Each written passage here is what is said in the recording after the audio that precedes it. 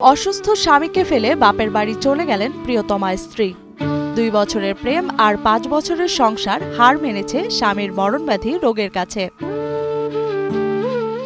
আমি অসুস্থ হয়ে যাওয়াতে ও আমাকে ছেড়ে গেছে। পুরুষ মানুষ তো টাকার মেশিন নষ্ট হয়ে গেছে, আর ওদের প্রয়োজন আমাদেরকে নেই। এই অসুস্থতার মধ্যেই স্ত্রী সালমা আক্তার রিকা শুধু তাকে ছেড়েই যাননি, কোলের সন্তানকেও রেখেছেন দূরে সরিয়ে। এমনকি স্বামীর প্রতি বিন্দুমাত্র মায়া না দেখিয়ে পাঠিয়েছেন ডিভোর্স নোটিশও। টেবিলের উপরে থাবায় থাবায় বলছে যে আমার এই 4 লাখ টাকা মোরা না এখানে থোক, আরো তো স্বর্ণ অলংকার যা ছিল যা দিছে সবগুলা নিয়ে গেছে। 2 বছর রিলেশনশিপে বিয়ে হয়েছে, ঠিক আছে, কিন্তু আমাদের 6 বছর 7 বছর সংসার জীবনে আমি সত্যি বলতে ওর সাথে আমার কখনো বড় গলায় কথা হয় নাই। যে স্ত্রী স্বামীকে ছেড়ে এক মুহূর্ত কিছুই ভাবতে পারতেন না, সেই স্ত্রী স্বামীর গ্যাংগ্রিন রোগে আক্রান্ত হওয়ায় স্বামীকে ফেলে চলে গেছেন। প্রেমের বিয়ে, সুখের সংসার আর ফুটফুটে সন্তান সবই ছিল সোহেলের জীবনে, কিন্তু ভাগ্যের নির্মম পরিহাসে মাত্র 31 বছর বয়সে গ্যাংগ্রিনে আক্রান্ত হয়ে শয্যাশায়ী তিনি।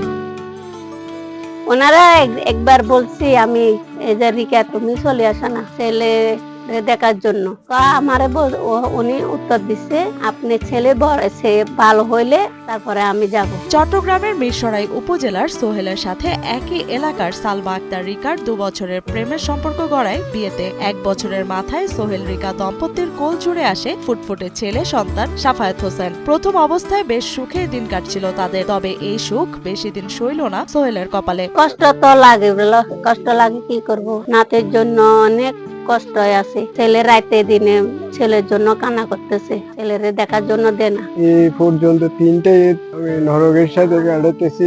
ঈদে মানুষের একটা আনন্দ থাকে, উল্লাস থাকে। আমি আমার অসুস্থতা ফিল না করেও আমি কি করব, নিজের অসুস্থতার জন্য ফিল যেমন হচ্ছে না, তার চেয়ে বেশি অসুস্থতা প্রিয়জন হারানো, আমার একটা বাবু, 3টে ঈদে দেখতেছি না।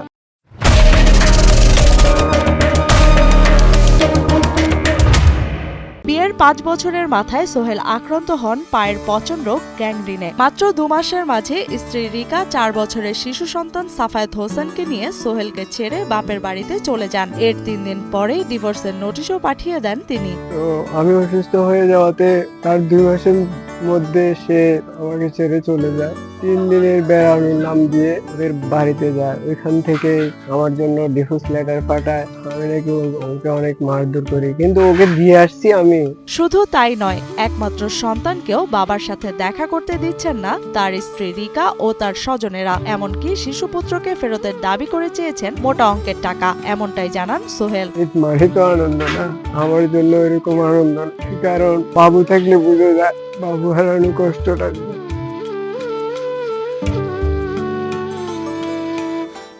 এদিকে অসুস্থ সোহেলের দীর্ঘ 9 মাস চিকিৎসাহীন অবস্থায় কেটেছে আইনি জটিলতায়। নিজের চিকিৎসা বন্ধ রেখে দিতে হয়েছে দিনমোহরের টাকা।